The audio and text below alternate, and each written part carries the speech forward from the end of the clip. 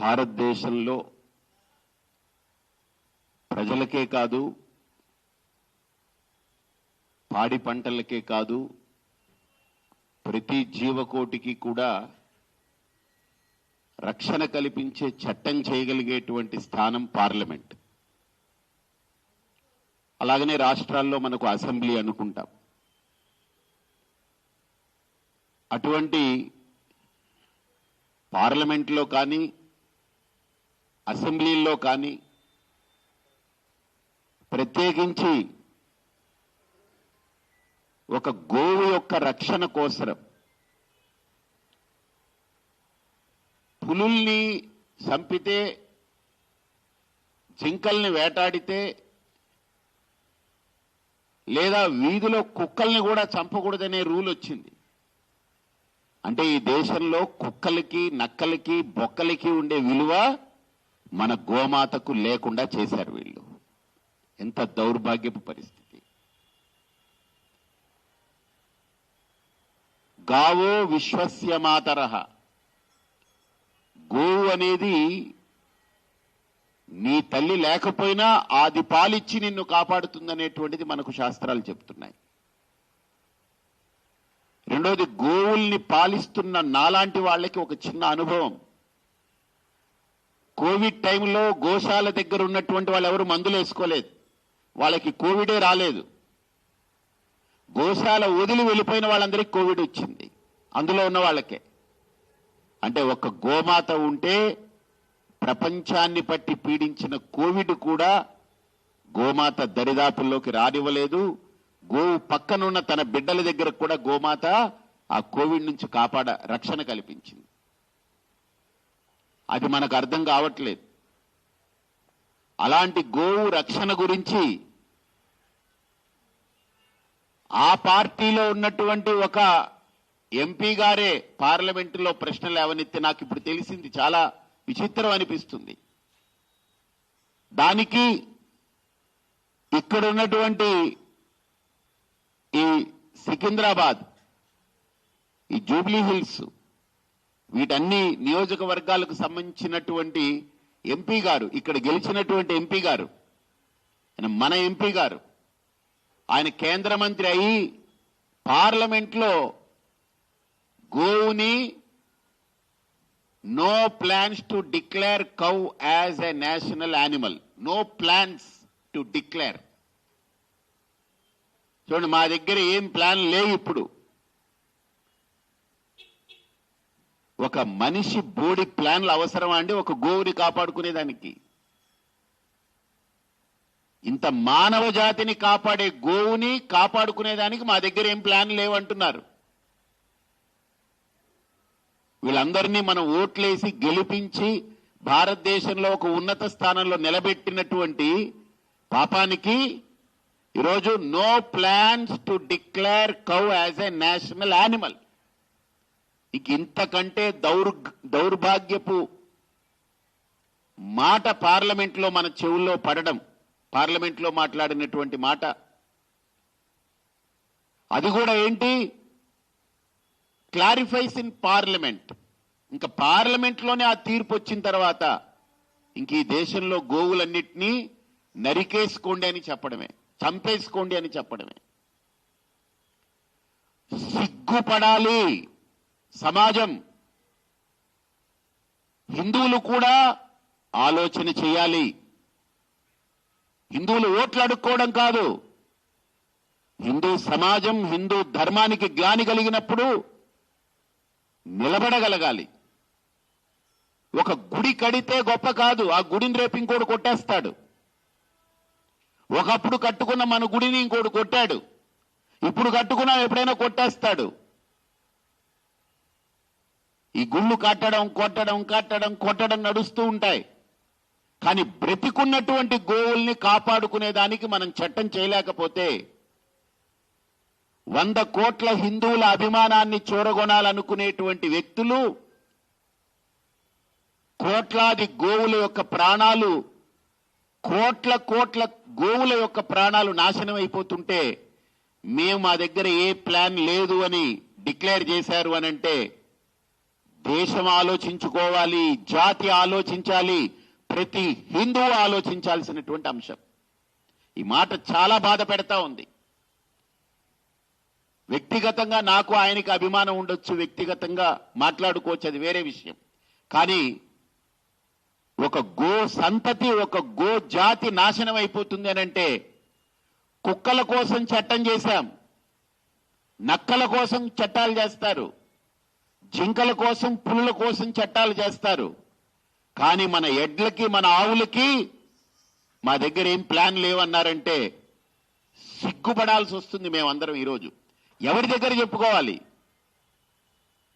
ఎవరైతే దీనికోసం కంకణం కట్టుకుని, కాళ్ళకి బలపం కట్టుకుని గోవుకి రక్షణ కల్పిస్తామని చెప్పాలో, సిగ్గు లేకుండా ఈ మాట పార్లమెంట్లో మాట్లాడితే ఏం చెప్పాలి? ఎవరికి చెప్పుకోవాలి? దిక్కెవడి ఇంకా?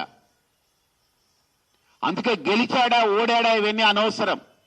ఒక వ్యక్తి ముందుకొచ్చాడు, గోమాత కోసం నేను నిలబడతాను. ఆయన చుట్టూ బలం లేదు, బలగం లేదు, డబ్బు లేదు, దశకం లేదు, ఏమీ లేదు. ఓ గో అనే ఒక నినాదం పట్టుకుని తిరుగుతున్నాడు. అందుకే నాకు అనిపించింది, అరే ఇంత బలహీనుడు, ఇంత బక్కోడు, ఆయన దగ్గరున్న కాస్త స్థలం కూడా అమ్మేశాడు. అది ఈ ఎలక్షన్ల కోసం అమ్మేసి ఆయన తిరగడానికి, డీజిల్ పోసుకునేదానికి ఎవరిని అడుక్కోవాలో తెలియక గోవు కోసం ఉన్న ఆ స్థలాన్ని, ఆస్తిని అమ్ముకున్నాడు. నేను అడిగా, శివకుమార్ ఒకవేళ నువ్వు గెలిస్తే ఏం చేస్తావనంటే, ఇప్పుడు నేను గెలవడానికి ఫుట్బాల్ బొమ్మ ఎలా పట్టుకెళ్లానో, నేను అసెంబ్లీలో కూర్చుంటే కనుక నా గోమాతతోటే కూర్చుంటా, నేను గోవుతోనే తిరుగుతా, గోవుతోనే పడుకుంటా, గోమాత పాలే తాగుతానని. కానీ ఒక చిన్న మాట, బీఫ్కి జీఎస్టీ ఎత్తేశారు, కానీ ఆవు నెయ్యికి జీఎస్టీ ఉంది. ఆవుని నరికేస్తే, ఆ మాంసం ఎగుమతి చేస్తే దానికి జీఎస్టీ లేదంట. ఇప్పుడు ఆయన చెప్తుంటే విచిత్రంగా ఉంది. అవునా? అది నిజమేనా? అదో వీళ్ళందరూ చెప్తున్నారు. కానీ ఆవు నెయ్యికి జీఎస్టీ ఉంది. అరే ఆవే చచ్చిపోతే నెయ్యి ఎక్కడి నుంచి వస్తుందిరా భయ్? దిమాక్ లేదా ఈ మాత్రం? దేడి దిమాకా అది? దిమాక్ ఉండాలా? ఆవు చచ్చిపోతే నెయ్యి ఎక్కడి నుంచి వస్తుంది? ఆవుని చంపేసి బీఫ్ ఎగుమతి చేసుకో అంటే నెయ్యి ఎక్కడి నుంచి వస్తుంది? ఆలోచన చేయాలి. అంటే వీళ్ళెవరూ కూడా ఆవు పాలు తాగట్లే, బర్రె పాలు తాగుతున్నారా? వీళ్ళు ఎద్దు పాలు తాగుతున్నారా? ఎద్దు పాలు కూడా తాగుండొచ్చు, మరి మనకేం తెలియదు. ఎందుకంటే అలాంటి బుద్ధిలో, అరే జీఎస్టీ దేనికి పెట్టాలి, దేనికి పెట్టకూడదనే ఆలోచన కూడా లేకపోతే ఏం చెప్తాం ఇంకా? నమస్కారం. అలాంటి ఈ వ్యవస్థలో గోవు గురించి తన దగ్గరున్నవన్నీ అమ్మేసి, ఇదిగో ఇలాంటి సాధువులు, సంతులు, బక్కోళ్ళు వాళ్ళని వేసుకుని రోడ్ల మీద తిరుగుతూ, ఈ వృషభాలతోటి, మంచి గోమాతలతో రథం తయారు చేసి తిప్పుకుంటూ ప్రజల్ని అడుక్కుంటూ తిరుగుతున్నాడు ఆయన. నాకు అనిపించింది, గోవు కోసం నిలబడ్డాడుగా, గోమాత కోసం అన్ని వదిలేసి నిలబడ్డాడు కదా, కానీ అన్ని వదిలేసి ఒక్క గంటైనా నేను వాడి కోసం రాకపోతే నేను ద్రోహం, వాడికి కాదు గోమాతకు ద్రోహం చేసిన వాడిని అవుతానండి. అందుకే వచ్చాను, అందుకే నా గొంతు విప్పుతున్నాను, మాట్లాడుతున్నాను. పార్టీలు వస్తాయి పోతాయి, మంత్రులు, ప్రధానమంత్రులు, ముఖ్యమంత్రులు ఎంతో మంది చచ్చిపోయారు, మళ్ళీ వస్తున్నారు, పోతారు, వీళ్ళు పోతారు, ఎవరు ఉండరు.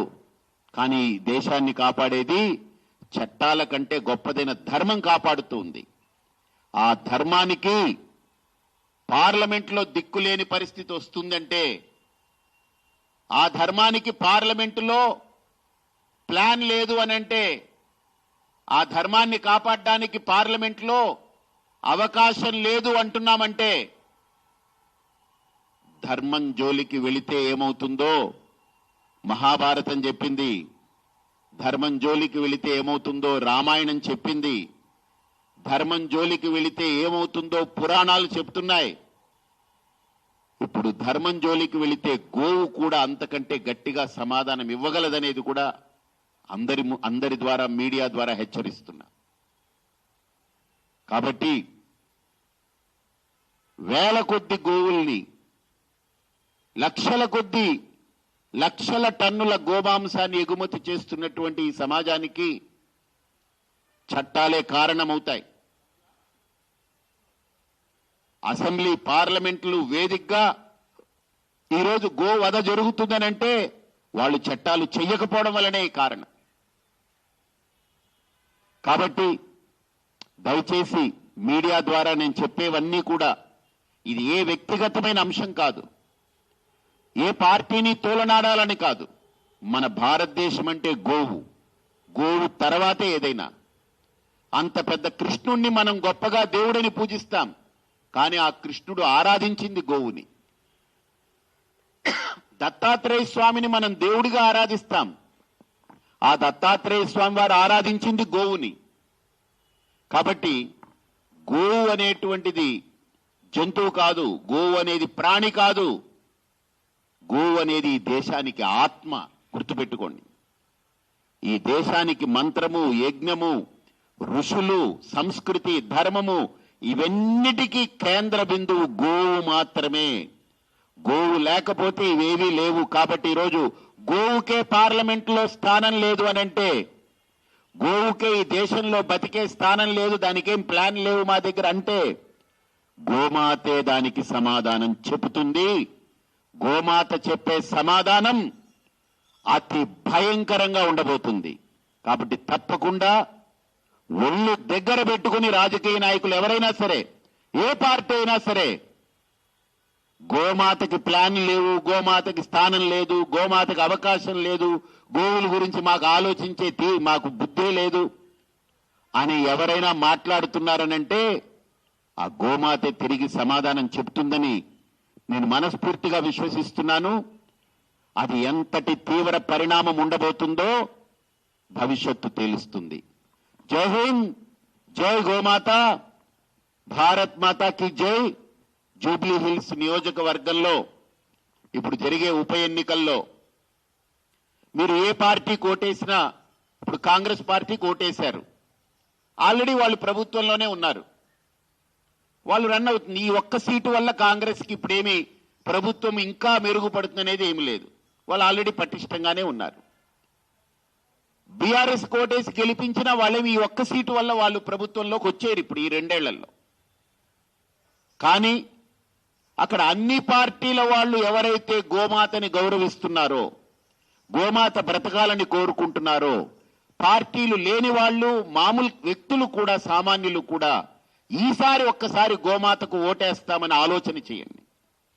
ఈసారి ఒక్కసారి గోమాతకు ఓటేస్తామని ఆలోచన చేయండి. ఎలాగో కిషన్ రెడ్డి గారు కూడా ఈరోజు చాలా గొప్ప మాట చెప్పారు. స్వతంత్రం వచ్చినప్పటి నుంచి ఇప్పటిదాకా జూబ్లీ హిల్స్ లో ఎన్నికలు జరిగినా ఏ ఒక్కసారి బీజేపీ గెలవలేదని. ఈ ఒక్కసారి గెలిచేస్తే కూడా చేసేది ఏమీ లేదు కదా, ఎలాగో అప్పటి నుంచి గెలవలేదు కదా, గొడవ లేదు. కాబట్టి ఇప్పుడు ఈ పార్టీలన్నీ పక్కకు పెట్టి ఒక్క గోమాతకి ఓటేద్దాం.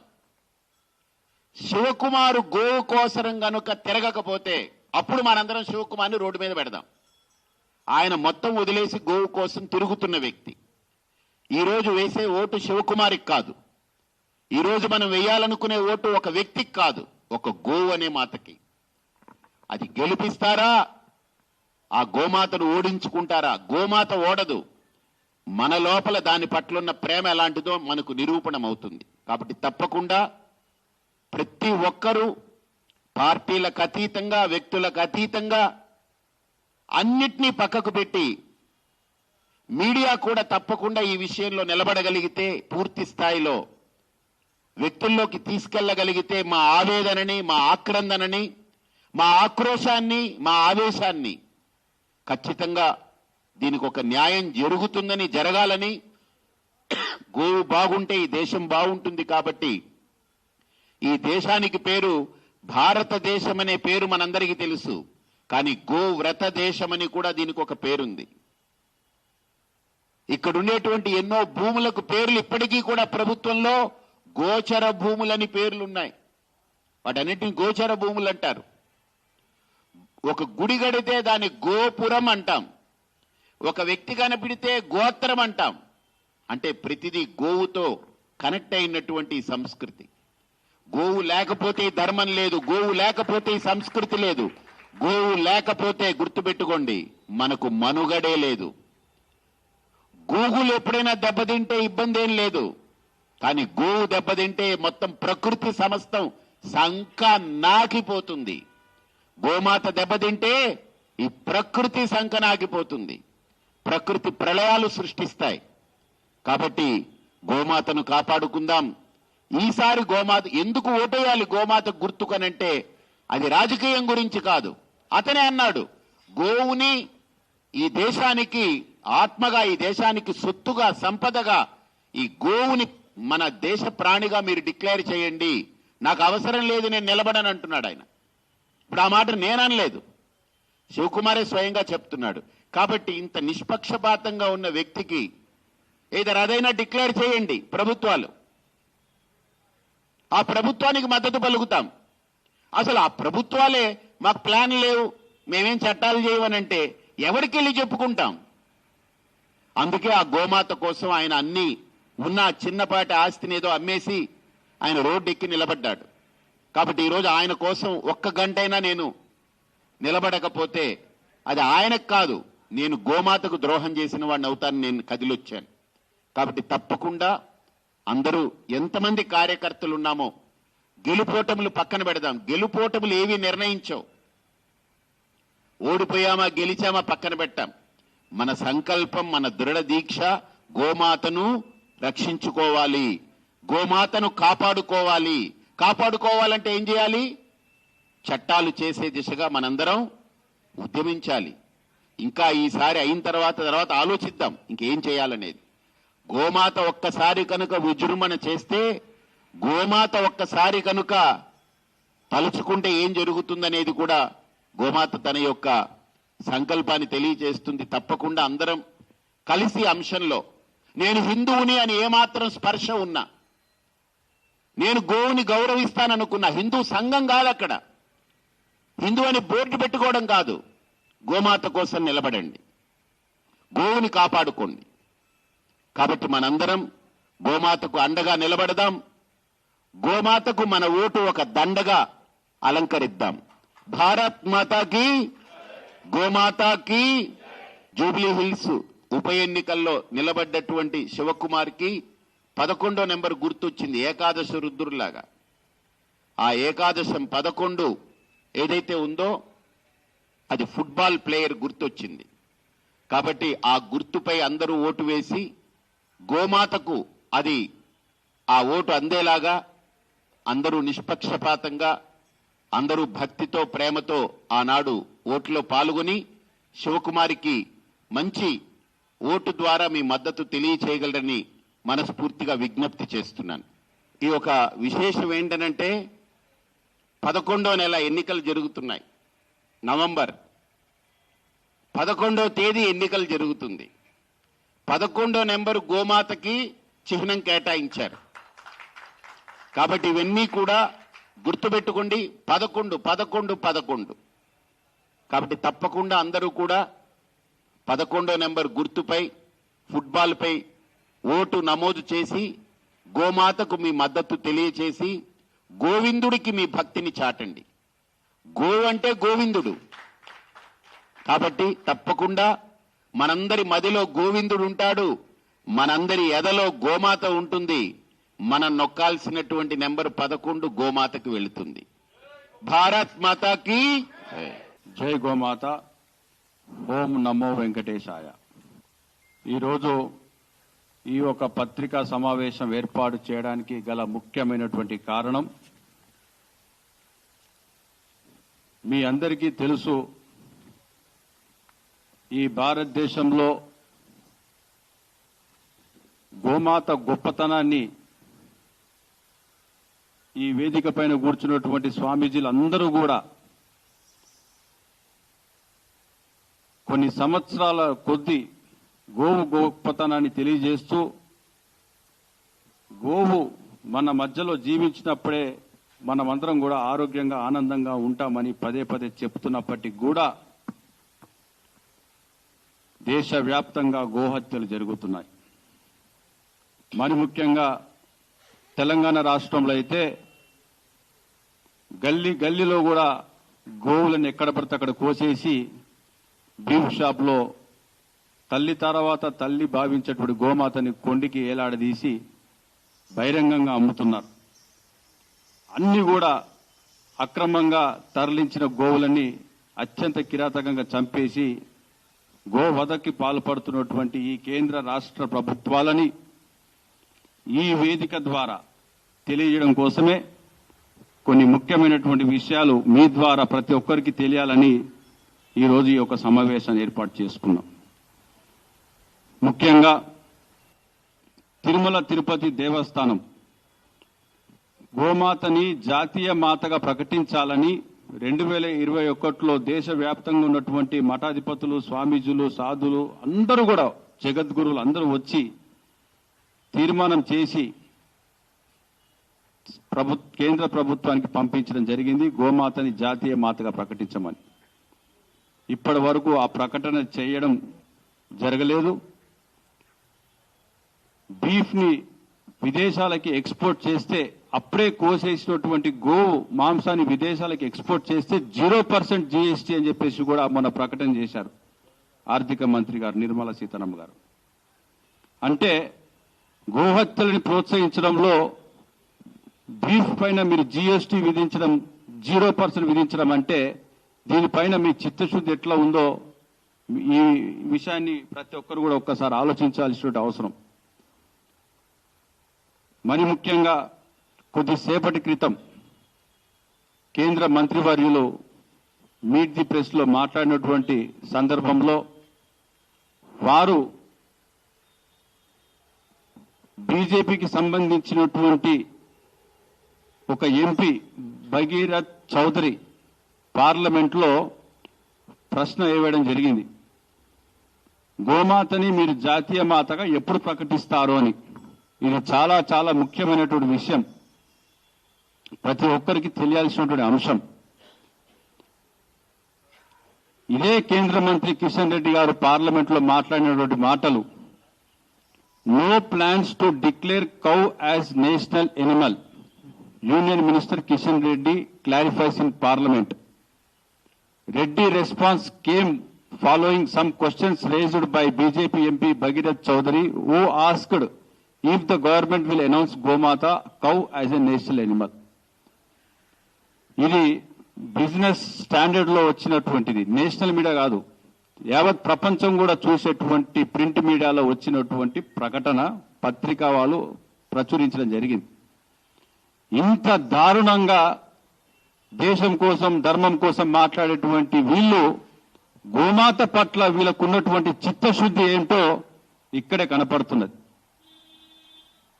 ఒకవైపు గోహత్యలు పాల్పడుతున్నారు, గోమాంసాన్ని విదేశాలకు ఎగుమతి చేస్తే 0% జీఎస్టీ విధిస్తారు. అన్ని విధాల గోహత్యలకి ప్రోత్సహిస్తున్నటువంటిది కేంద్ర రాష్ట్ర ప్రభుత్వాలని ఈ సందర్భంగా తెలియజేస్తున్నా. ఇప్పుడు ఈ అంశం పైన కేవలం గోహత్యలకు పాల్పడుతున్నటువంటి ప్రభుత్వాలని ప్రశ్నించడం కోసమే ఈరోజు మేము జూబ్లీ హిల్స్ ఉప ఎన్నికల్లో పోటీ చేయడం జరుగుతున్నది.